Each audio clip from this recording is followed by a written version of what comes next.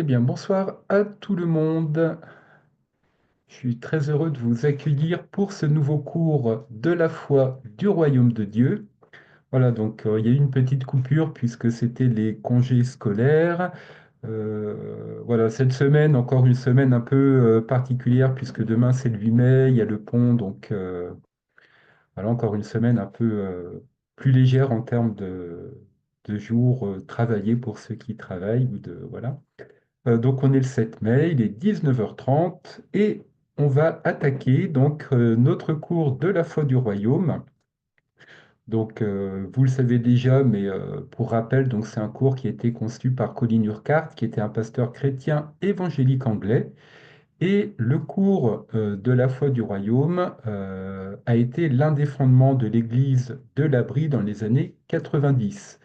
Voilà, et donc depuis le début de l'année, il nous est apparu important de le proposer à nouveau en cette année 2025.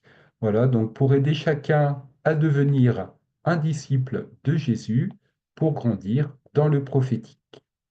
Donc le cours est supervisé par Florence Maréchal, donc qui est la pasteure et l'autorité apostolique de l'Église évangélique à Brie, et nous sommes quatre enseignants que vous connaissez puisque ça fait déjà quelques semaines qu'on a commencé ce cours, donc Anne-Laure, Sandrine, Bruno et moi-même.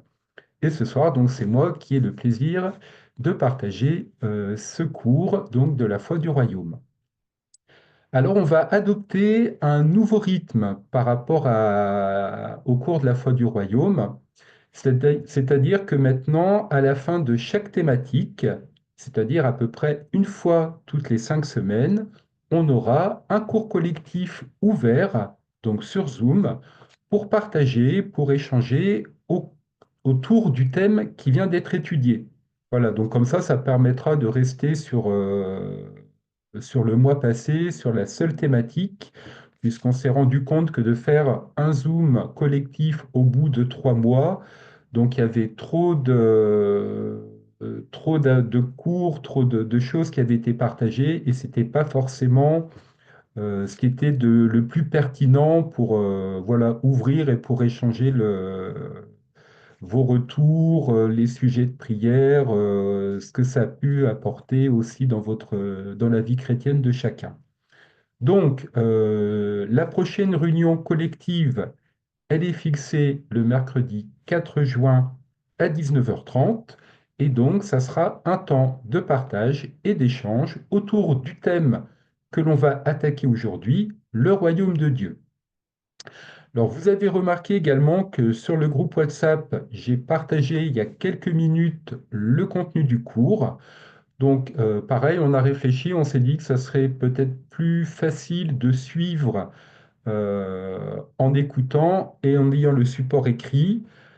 Alors, par contre, ce que je vais partager ce soir, tout n'est pas dans le support. Voilà, donc je me suis permis, alors pas des libertés, mais d'enrichir le cours par rapport à ce qui avait été écrit par Colin Urquhart. Donc, il y a des choses que vous n'allez pas retrouver. Ne vous inquiétez pas. Le replay sera partagé comme d'habitude sur le groupe WhatsApp une fois que le cours sera terminé. Donc, le premier cours, ça remonte au mois de janvier. Si vous vous rappelez, ça portait sur le Dieu de grâce. Donc, il s'agissait d'une étude fondamentale sur la grâce de Dieu, c'est-à-dire notre besoin d'avoir un Dieu de grâce. On a vu également la manifestation de la grâce de Dieu montrée dans l'incarnation, dans la croix et dans nos vies. Ensuite, le thème du second cours, c'était le don de Dieu. Ce cours nous a permis de découvrir quel est le don le plus important de Dieu, d'étudier les fruits de l'esprit, ce que signifie être fils de Dieu et que notre corps est la demeure de Dieu. Et le troisième cours, avant notre pause, concernait la parole de Dieu. Et dans ce cours, dans ce thème, nous avons vu que Jésus est la parole de vie. Nous avons vu également comment nous pouvons être à l'écoute de la parole et que cette même parole nous permet de trouver la liberté. Et nous avons terminé ce cours en étudiant la puissance qui est associée à la parole de Dieu. Aujourd'hui, donc, nous commençons un nouveau thème, le royaume de Dieu, et le premier cours de ce thème s'intitule Le royaume de Dieu est à portée de la main. Alors, on va commencer par lire quelques passages bibliques.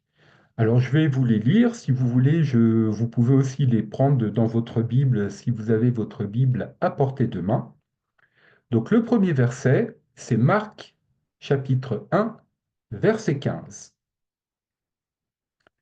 Et ce verset nous dit, le temps est accompli et le royaume de Dieu s'est approché.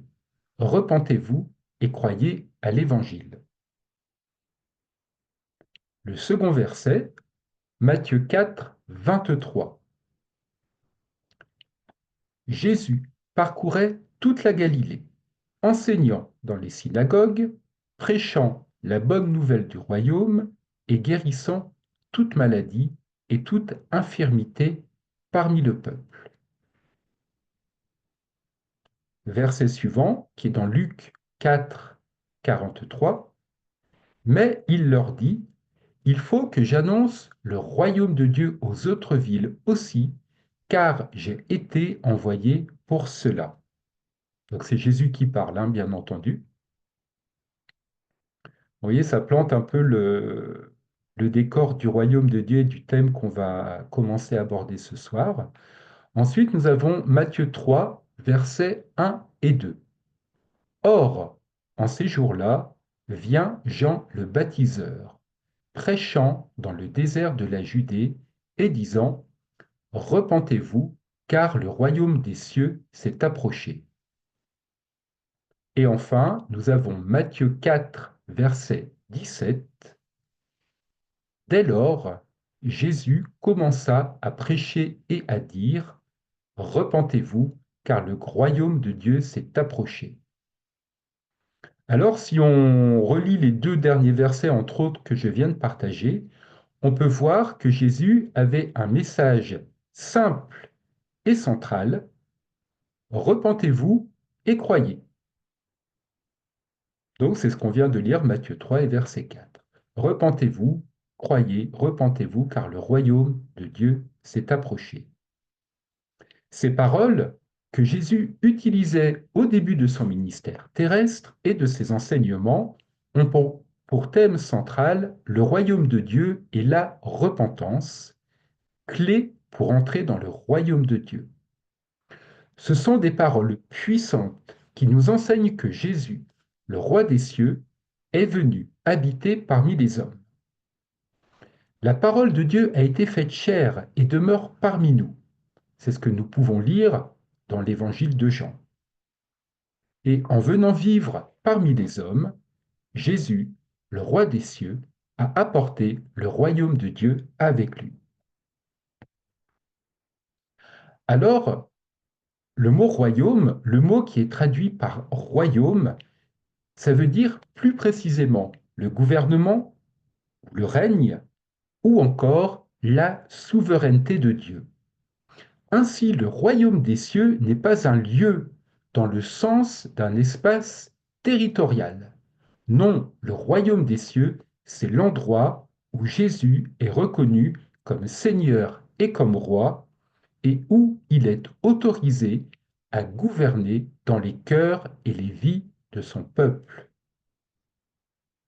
D'ailleurs, dans Jean 18, verset 36, Jésus nous dit, mon royaume n'est pas de ce monde.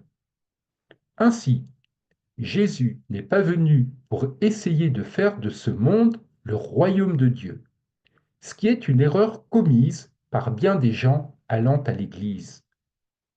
Ils pensent que Dieu désire réformer la société de ce monde et qu'elle soit ainsi une sorte de reflet de la société qui se trouve dans les cieux. Mais Jésus nous a clairement fait savoir que son royaume n'était pas de ce monde. Ce qu'il est venu faire, c'est établir le royaume de Dieu dans ce monde. Il est venu inaugurer un nouveau gouvernement, un nouveau règne de Dieu qui ne pouvait exister avant le temps de Jésus. Nous avons vu précédemment comment même les Juifs, le peuple de Dieu, étaient incapables de lui plaire, à Dieu, incapables de le connaître, incapables de lui répondre de la manière qu'il désirait. Ils agissaient, mais quand ils étaient obéissants, quand ils étaient obéissants, sans avoir été régénérés et sans cette nouvelle vie qui vient au travers de la nouvelle naissance. Et nous verrons plus tard dans ce thème du royaume de Dieu l'importance de la nouvelle naissance pour entrer dans le royaume de Dieu. D'ailleurs, nous connaissons tous la conversation entre Jésus et Nicodème, donc ça, on peut le relire dans Jean 3, qui nous dit qu'il faut naître de nouveau pour entrer dans le royaume de Dieu. Mais c'est pour plus tard, ce n'est pas l'objet de la présente leçon. Alors Jésus, il dit qu'avec sa venue, le royaume des cieux, le gouvernement et le règne de Dieu sont à présent à portée de la main. Ils sont proches, c'est-à-dire à notre portée, disponibles. Et nous trouvons dans les différents récits de l'Évangile que deux expressions sont utilisées, le royaume de Dieu et le royaume des cieux. Certains essayent d'établir une distinction entre le royaume de Dieu et le royaume des cieux, mais nous constaterons qu'elles sont essentiellement semblables. En considérant que l'un peut faire référence à une parabole du royaume de Dieu et l'autre à une parabole du royaume de cieux, ne soyons pas déroutés. Là où Dieu règne, là est établi le royaume des cieux. Il y a également un fait, c'est que toute l'histoire, tout ce qui arrive dans le monde aujourd'hui est sous la souveraineté de Dieu. Parfois, on pourra en douter, mais Dieu n'a jamais perdu le contrôle.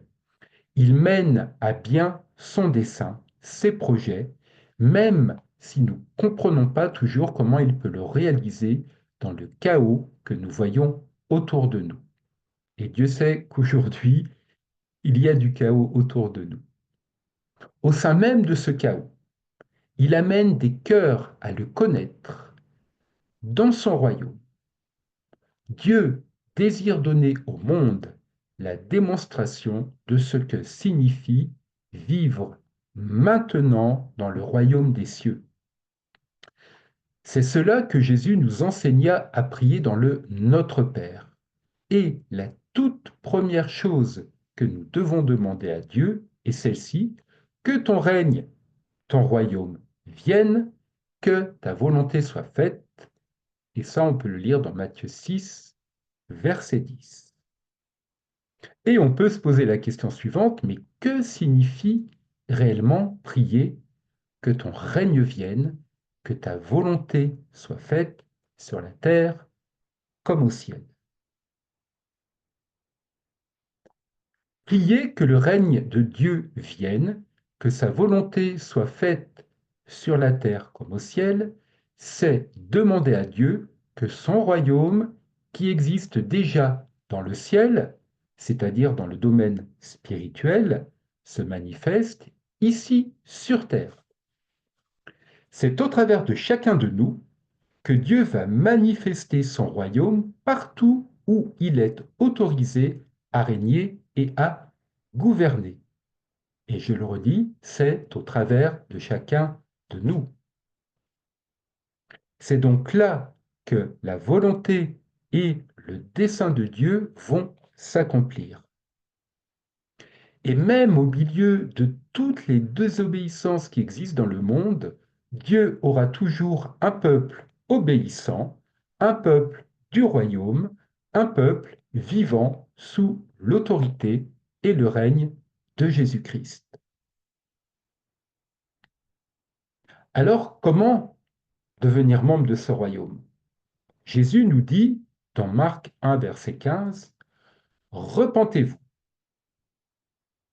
Ceci, nous l'avons vu antérieurement, ne signifie pas seulement demander à Dieu de nous pardonner nos péchés, mais aussi de lui donner notre vie.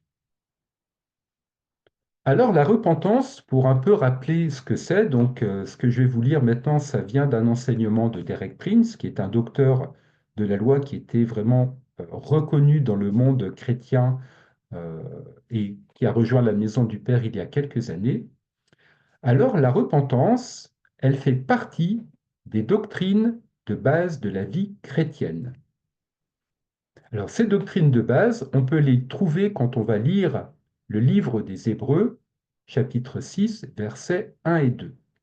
C'est pourquoi, laissant l'enseignement élémentaire de la parole du Christ, tendons vers la perfection, sans poser de nouveau le fondement, repentance des œuvres mortes, foi en Dieu, doctrine des baptêmes, imposition des mains, résurrection des morts et jugement éternel. Voilà, ça, ce sont les 6 fondements, les 6 doctrines de base de la vie chrétienne. Alors, Derek Prince nous explique que le verbe français se repentir est utilisé pour traduire le verbe grec métanoïen. Et la signification première est toujours la même, changer d'avis. Le sens premier de la repentance dans le Nouveau Testament relève d'une décision et pas d'une émotion. La repentance est trop souvent associée à une émotion, par exemple des pleurs, ou à l'accomplissement de rites et d'ordonnances religieuses. On va faire pénitence. On peut ainsi manifester une émotion très forte ou accomplir des rites religieux et ne jamais se repentir dans le sens où l'Écriture l'entend. La véritable repentance, c'est une décision intérieure ferme, un changement d'avis. Dans l'Ancien Testament, nous trouvons que le mot le plus souvent traduit par se repentir signifie se tourner, ou alors retourner, ou alors revenir. Et cela va parfaitement dans le sens de la repentance qui est révélée dans le Nouveau Testament. Ce mot dénote la décision intérieure et le changement intérieur. Par contre, le mot de l'Ancien Testament traduit l'action extérieure qui est l'expression d'un changement d'attitude intérieure, c'est-à-dire l'action de tourner le dos, de se détourner. Ainsi, le Nouveau Testament va souligner la nature intérieure de la véritable repentance, alors que l'Ancien Testament va souligner l'expression extérieure en action dans le changement interne. Alors c'est un petit peu compliqué, mais en associant les deux, on obtient une image de la repentance. En fait, la repentance, c'est un changement intérieur d'esprit résultant de l'action de tourner le dos, de se détourner, de regarder en face et de marcher dans une direction résolument nouvelle. Donc la repentance, ça va être de reconnaître la souveraineté et le gouvernement de Dieu dans notre vie, aussi bien que de nous savoir pardonner. Si Jésus est notre Seigneur et notre Roi, nous l'invitons par la même occasion à être souverain. Nous l'invitons à régner, à gouverner notre vie. Nous ne voulons plus organiser les choses à notre guise selon nos propres intérêts. Nous réalisons que Dieu a un droit sur notre vie. Il en a payé le prix pour nous par le sang de Jésus afin que nous lui appartenions et soyons un de ses enfants. L'objectif est de pouvoir vivre dans son royaume déjà maintenant. À présent, on va éclaircir une autre confusion, parce que le Nouveau Testament parle du royaume de Dieu de différentes manières. Quelques-uns pensent au ciel et au royaume des cieux uniquement comme quelque chose étant dans le futur, de l'autre côté de la mort, et que ce que nous avons à faire maintenant, c'est d'essayer de faire notre chemin jusqu'au royaume des cieux. Mais nous avons vu que Dieu nous a donné en Jésus une relation avec lui. Il est devenu notre Père et nous sommes devenus ses enfants. Il nous a adoptés en tant que ses enfants. Et en devenant enfants de Dieu, nous sommes devenus enfants du royaume. Il y a bien ce sens lorsque nous mourrons physiquement, ayant vécu notre vie terrestre dans la fidélité à Dieu. Alors nous allons être avec le Seigneur, nous allons entrer dans la plénitude du royaume de Dieu. Nous connaîtrons pleinement son règne et son gouvernement dans nos vies, d'une manière que nous ne pouvons certainement pas connaître durant notre vie terrestre. Mais il y a aussi dans les Écritures cet autre sens. Nous devons commencer à vivre la vie du royaume dès maintenant, dès ici-bas. Dieu veut que nous nous réjouissions des bienfaits de ce royaume, du royaume de Dieu, et il nous presse réellement de nous saisir de la puissance, de l'autorité et des dons qui découlent du fait de faire partie de ce royaume. Toutes ces choses doivent être et devenir une réalité présente. En d'autres termes, nous entrons dans le royaume maintenant. Nous devons commencer à connaître le fruit, la vie, la puissance et l'autorité de ce royaume dans nos vies maintenant. Et lorsque nous vivrons avec le Seigneur, nous serons introduits dans la plénitude de la vie de ce royaume. C'est là l'espoir glorieux que le chrétien fidèle possède, et c'est là cet espoir glorieux que nous possédons, chacun de nous, ici maintenant. Par contre, il est faux de penser que toutes ces choses appartenant au royaume des cieux nous attendent dans le futur. Non, elles nous attendent maintenant. On va lire maintenant l'évangile de Luc, chapitre 17, versets 20-21. Or, étant interrogé par les pharisiens quand viendrait le royaume de Dieu, il leur répondit et dit, le royaume de Dieu ne vient pas de manière à attirer l'attention, et on ne dira pas, voici, il est ici, ou voilà, il est là, car voici, le royaume de Dieu est au milieu de vous. Jésus a donc dit à ses disciples que le royaume de Dieu est en chacun de nous. Ainsi, le grec peut être indifféremment traduit des deux manières, mais l'une et l'autre expriment pour nous une vérité. Si Dieu règne dans le cœur et la vie des chrétiens, alors le royaume de Dieu est à la fois en eux et parmi eux. C'est pourquoi Jésus commença son ministère avec cette importante proclamation. Le royaume des cieux est proche, il est à portée de main, prêt à être saisi, si seulement vous tournez vos vies vers Dieu. Alors que nous entrons dans la vie de ce royaume, il est possible pour nous de vivre dès à présent la vie du royaume. Alors on pourrait se poser la question suivante, si le royaume de Dieu est en nous, quel devrait être l'effet pratique sur notre vie? Eh bien, le royaume devrait se manifester au travers de nous, dans notre vie quotidienne, pour toucher les personnes qui sont autour de nous, que ce soit dans nos familles, au travail, à l'école, partout où on peut se déplacer. N'est-ce pas révolutionnaire? L'enseignement de Jésus était en vérité un changement radical par rapport à tout ce qui avait été entendu jusque-là. Nous voyons que bien des fibres de l'enseignement qui sortaient des lèvres de Jésus étaient en quelque sorte à l'état embryonnaire dans l'Ancien Testament. Mais ce sens du royaume de cieux est quelque chose de dynamiquement nouveau. Aucun homme ne l'avait encore dit. L'Ancien Testament soupirait après ce temps où, lorsque le Messie juif, le Seigneur Jésus-Christ, le Fils de Dieu viendrait, il inaugurerait ce temps du royaume. Bien sûr, beaucoup de Juifs attendaient que cela arrive dans un sens politique et qu'ils soient libérés de tous leurs oppresseurs humains.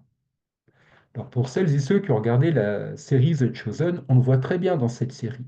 À de nombreuses reprises, il y a cette attente qui est mise sur Jésus de libérer le peuple juif de la domination de Rome. Mais Jésus est venu pour montrer que le royaume qui est établi, qui est devenu une réalité présente, est essentiellement un royaume spirituel. Dieu sait très bien que les royaumes terrestres ne deviendront jamais le royaume de Dieu. Mais il veut établir le royaume de Dieu dans ce monde. Maintenant, nous sommes membres de ce royaume et Dieu veut nous enseigner à agir en tant que membres du royaume de Dieu. Alors on se rappelle et on a lu que Jésus enseigne beaucoup par des paraboles. Et la plupart d'entre elles sont appelées les paraboles du royaume de Dieu. Alors une parabole, qu'est-ce que c'est une parabole? Une parabole, ça va être un récit allégorique qui va présenter un enseignement moral et religieux attribué à Jésus. Il y en a beaucoup dans le Nouveau Testament, et les paraboles, en fait, elles s'inscrivent dans un procédé qui est ancré dans la tradition juive. Elles sont des récits qui entendent présenter des vérités au travers d'éléments de la vie quotidienne ou d'observation de la nature. Mais on peut voir que Jésus s'éloigne d'une forme qui est simplement pédagogique d'interprétation de la loi par les rabbins pour évoquer le royaume de Dieu et les changements qu'il induit au moment de sa venue. Et les paraboles commencent dans la Bible souvent par ce genre de phrase: le royaume des cieux est semblable à, etc. Alors on va regarder l'une de ces paraboles qui est dans Matthieu 13, verset 44. Encore, le royaume des cieux est semblable à un trésor caché dans un champ, qu'un homme, après l'avoir trouvé, a caché, et de la joie qu'il en a, il s'en va et vend tout ce qu'il a et achète ce champ-là.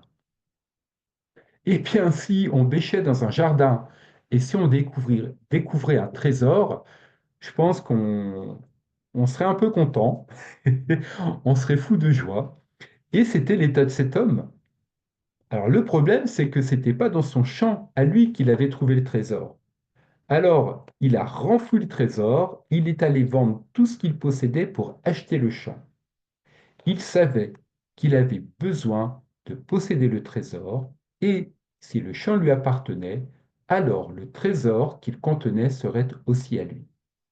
Et Jésus nous dit que les royaumes des cieux est semblable à ceci. Donc Dieu attribue une valeur inestimable à la possession du royaume. Le royaume est comparé ici à un trésor. La découverte de ce trésor est d'abord une source de joie pour celui qui le trouve, au point de vendre tout ce qu'il possède pour acheter le champ où le trésor a été découvert. On peut ainsi dire que le royaume de Dieu va beaucoup nous coûter. Et c'est Anna Mendes qui écrit dans un de ses livres que c'est le prix de l'appel, que c'est un appel qui coûte d'être un disciple de Christ, de vivre dans cette dimension du royaume. Elle écrit qu'un véritable disciple de Jésus-Christ doit le suivre de telle sorte que ni la famille, ni les biens de ce monde, ni la sécurité de sa propre vie ne puissent s'opposer à ce que Dieu veut faire en lui. C'est parce qu'il y aura des dilemmes dans la vie où Dieu nous placera des carrefours où nous devrons choisir entre lui et toutes les autres choses qui constituent notre vie dans ce monde. Et elle continue en expliquant qu'il y a deux façons de vivre dans ce monde, l'une selon le système de ce monde et l'autre dans les dimensions du royaume de Dieu qui est le royaume de la résurrection. Et donc, c'est vrai que ça va très loin dans la notion d'engagement, de discipulat, de choix de vie entre dans quel royaume je veux vivre. Et c'est vrai que ça demande tout un cheminement, c'est tout le chemin d'une vie, de grandir pour de plus en plus être aligné au royaume de Dieu et au royaume de cette résurrection que nous sommes appelés à vivre. Alors, dans le cœur du chrétien vient le moment où une puissante révélation s'impose à lui. Il réalise qu'il fait partie du royaume de Dieu maintenant et qu'il peut vivre comme un enfant du royaume. Ce n'est pas qu'il essaie de se faire un chemin vers le royaume, il n'essaie pas de se rendre par lui-même acceptable aux yeux de Dieu, de telle manière qu'un jour Dieu pourra lui dire, eh bien maintenant tu peux entrer dans le royaume. Non, Dieu lui a rendu accessible dès maintenant toutes les ressources célestes. Et je le redis, c'est dès maintenant. C'est now tout de suite, voilà, il n'y a pas de délai, c'est maintenant. Autre parabole dans Matthieu 13, versets 45-46. Donc je vais vous le lire. Encore, le royaume des cieux est semblable à un marchand qui cherche de belles perles et, ayant trouvé une perle de très grand prix, il s'en alla et vendit tout ce qu'il avait et l'acheta. Alors la parabole du marchand, elle est un peu similaire à la parabole qu'on vient de lire juste avant. Le marchand atteint l'apogée de sa vie de négoce quand il découvre une perle d'une grande valeur. Il s'en va, il vend tout ce qu'il possède pour pouvoir acheter cette perle. Il sait au fond de lui qu'il doit l'avoir. Elle a plus de signification que toute autre chose. C'était ce qu'il voulait, car il n'avait jamais rien vu de semblable. Et c'est dans cette position-là que Dieu désire voir chacun d'entre nous. Il désire que nous découvrions cette grande révélation dans nos cœurs et dans nos vies. Et quand nous savons cela, Dieu nous dit, tu fais partie de mon royaume et toutes mes ressources célestes sont pour toi, sont à toi. Paul va faire allusion à ceci quand il va dire aux Éphésiens que Dieu nous a déjà bénis de toutes sortes de bénédictions spirituelles dans les lieux célestes en Christ. Éphésiens 1,3, donc Paul écrit dans ce verset, béni soit le Dieu et Père de notre Seigneur Jésus-Christ, qui nous a bénis de toute bénédiction spirituelle dans les lieux célestes en Christ. Dieu nous a déjà bénis. Il n'est pas écrit qu'il va nous bénir, non, il l'a déjà fait. Il a rendu accessible pour nous toutes les richesses spirituelles. Bien sûr, à cause de notre foi et de notre obéissance limitée, nous ne pouvons nous approprier que partiellement ce qui est un jour, ce qui sera un jour, pardon, pleinement nôtre. Alors on peut se poser la question de savoir, mais quelles sont les ressources qui nous sont disponibles? Est-ce qu'on les utilise, ces ressources? Et si oui, de quelle manière? Nous pouvons dès à présent commencer à compter sur toutes les ressources, toute la vie du royaume qu'il a rendue disponible pour nous. La guérison, la santé divine, la provision, la délivrance. Jésus dira dans Matthieu 12, verset 28, mais si moi je chasse les démons par l'Esprit de Dieu, alors le royaume de Dieu est parvenu jusqu'à vous. Il y a les miracles, la paix, l'amour, la justice, et c'est une question très intéressante et je vous invite à y réfléchir dans les prochains jours, avec les prochains cours qui vont arriver. Et on pourra, si on vous le souhaitez, partager nos réponses, nos révélations lors de notre Zoom collectif le 4 juin. Ça pourrait être intéressant d'échanger là-dessus. L'intention de Dieu, elle est que nous nous en emparions le plus possible. Il nous presse d'agir de la sorte. Il est un Dieu qui aime donner. Et Jésus encourageait souvent ses disciples en leur disant, ne craignez point, votre Père a choisi de vous donner le royaume. Nous ne voulons pas vivre dans le doute et le désespoir comme si nous allions, oui ou non, faire partie du royaume. Bien sûr, la grande espérance du chrétien, c'est que lorsque Jésus reviendra comme il l'a promis, il établira alors dans toute la création son royaume parfaitement et pleinement. Ceci, c'est dans le futur. Mais ce qui est pour chacun d'entre nous maintenant, c'est d'atteindre, dans le présent, cette vie du royaume avec l'autorité et la puissance qui sont à notre portée. 2 Pierre chapitre 1 verset 11 nous dit, car ainsi l'entrée dans le royaume éternel de notre Seigneur et Sauveur Jésus-Christ vous sera richement donnée. Dieu désire nous enseigner ce que cela signifie. Il désire nous enseigner comment nous pouvons vivre en tant que membres du royaume de Dieu, comment nous pouvons vivre sous le règne, le gouvernement, la souveraineté et la suprématie de Jésus. Posséder et vivre dans le royaume est un appel pour toute une vie. C'est pour cela que Dieu considère la rébellion comme un péché grave. Et on va le lire en allant dans 1 Samuel 15, versets 22-23. Alors je vous le lis. Samuel dit, l'Éternel trouve-t-il du plaisir dans les holocaustes et les sacrifices, comme dans l'obéissance à la voix de l'Éternel? Voici, l'obéissance vaut mieux que les sacrifices, et l'observation de sa parole vaut mieux que la graisse des béliers.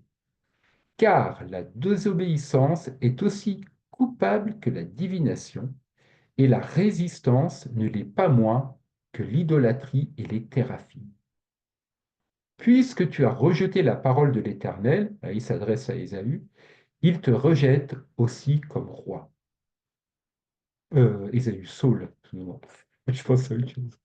Pendant un instant, pensons au royaume terrestre. Qu'est-ce qu'un royaume terrestre? Est-ce qu'il pourrait survivre, ce royaume terrestre, s'il se trouvait au milieu de lui la rébellion? S'il y avait des gens constamment soulevés contre ceux qui gouvernent ce royaume? C'est aussi vrai pour le royaume spirituel de Dieu, parce que la rébellion, elle est en opposition à Dieu.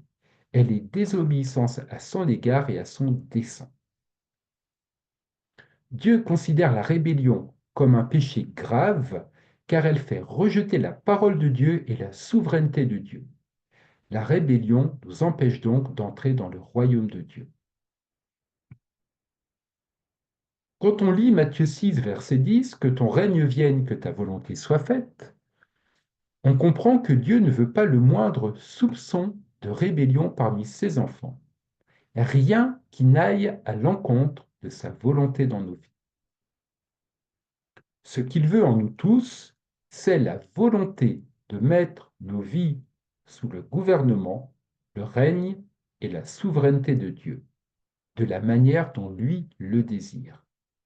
C'est-à-dire que nous soyons prêts à nous soumettre à sa volonté et à son dessein.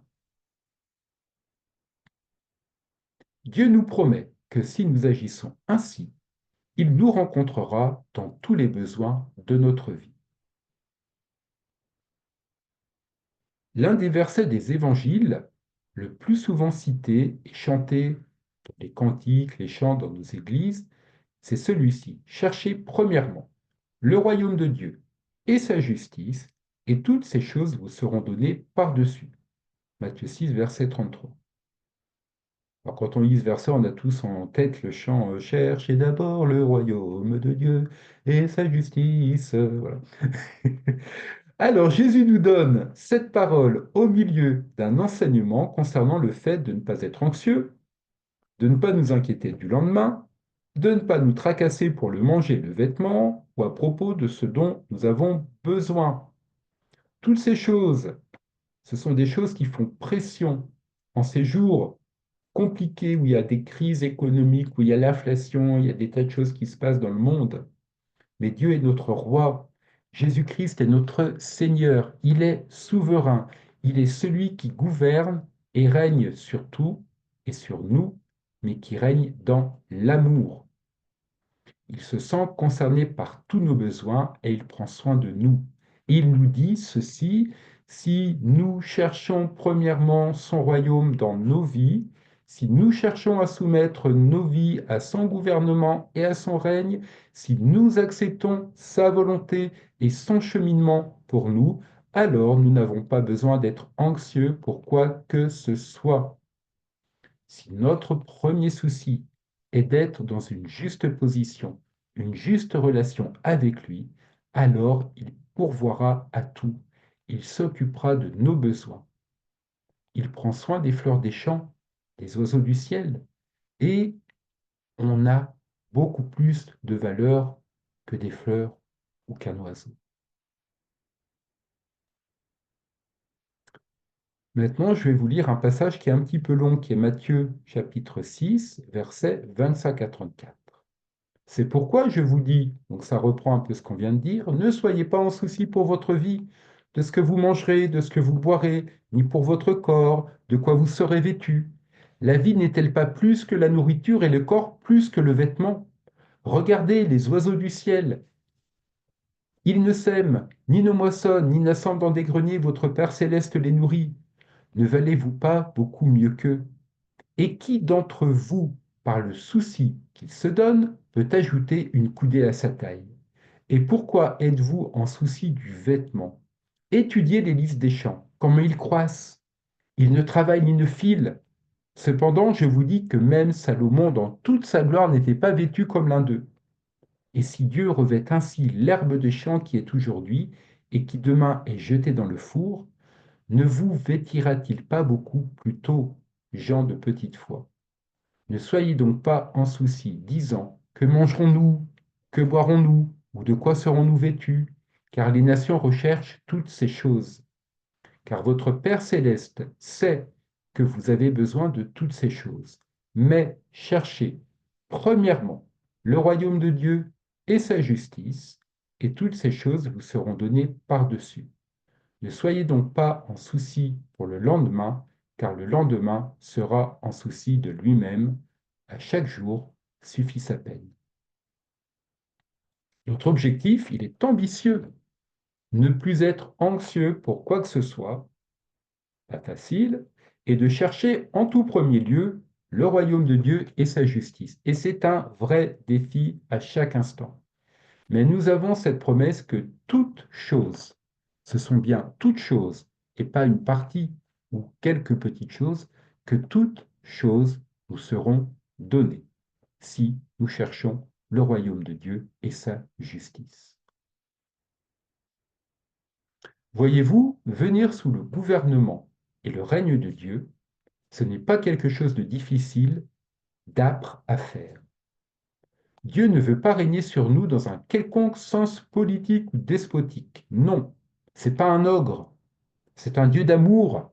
Il dit apportez vos vies volontairement, librement sous mon gouvernement, sous mon règne, et voyez seulement de quelle manière je pourvois pour vous, de quelle manière je vous donne, de quelle manière mon amour déborde sur vous.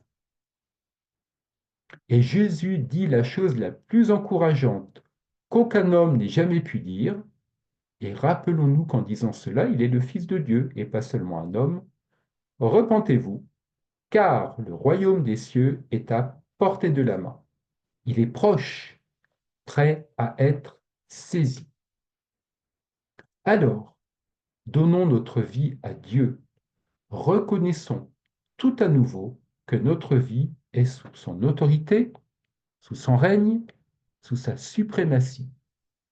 Voyons l'amour puissant et l'abondante provision de Dieu pour nous. Et avant de terminer ce cours, pour aller plus loin dans cette étude du royaume de Dieu, je vous invite à rechercher dans votre Bible, alors soit avec un Google, soit avec une concordance, si vous aimez feuilleter des concordances, toutes les références qui vont concerner le royaume de Dieu dans le Nouveau Testament. Et soit vous les surlignez, ou alors vous les notez dans un cahier, et vous verrez qu'il y a beaucoup, beaucoup, beaucoup de mentions du royaume de Dieu. Et donc, je vous propose de finir par un temps de prière. Alors, j'espère que vous aurez, que ces paroles que partagées auront un impact dans chacune de nos vies.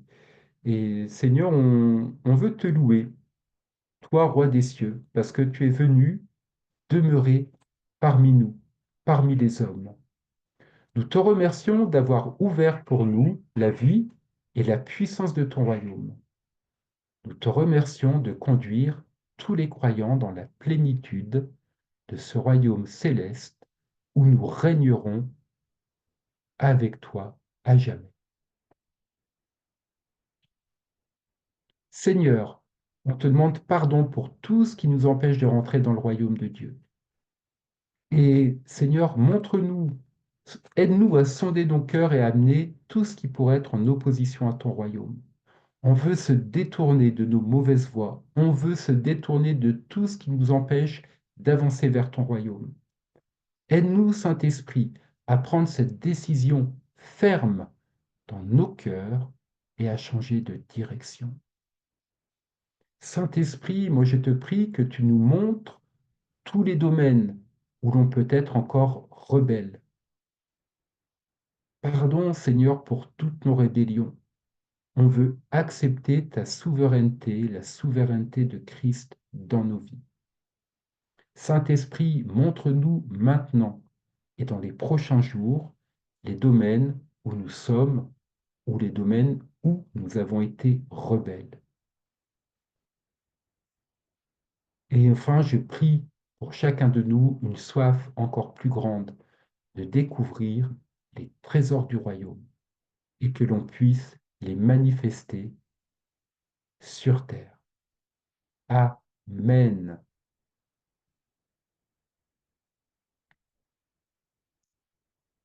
Alors, on va se donner rendez-vous mercredi prochain. Et donc, ça sera Bruno qui prendra le relais pour le deuxième cours de ce thème. Et ça sera plus orienté sur la parabole du royaume. Voilà. Alors, merci à tous. Et n'hésitez pas à revenir, à regarder les replays, à revenir sur les questions qui ont été partagées avec le cours tout à l'heure. Je vous souhaite à tous une très bonne soirée et à très vite. Non, il n'y a pas de cours de flow demain. Je crois qu'il n'y a pas de cours, mais suivez les infos, abonnez-vous à la newsletter, groupe WhatsApp et toutes les infos vous sont communiquées. Bonne soirée et à très vite.